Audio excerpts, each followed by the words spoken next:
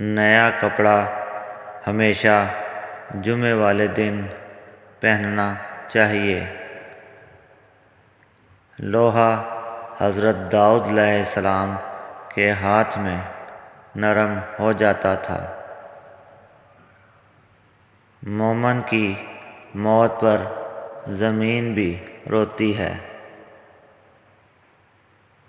مسجد نمرہ میں سال میں ایک بار اذان دی جاتی ہے۔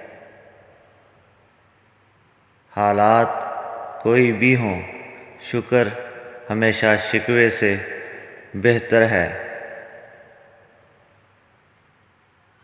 پیشاب روک کر نماز پڑھنا مکروہ ہے۔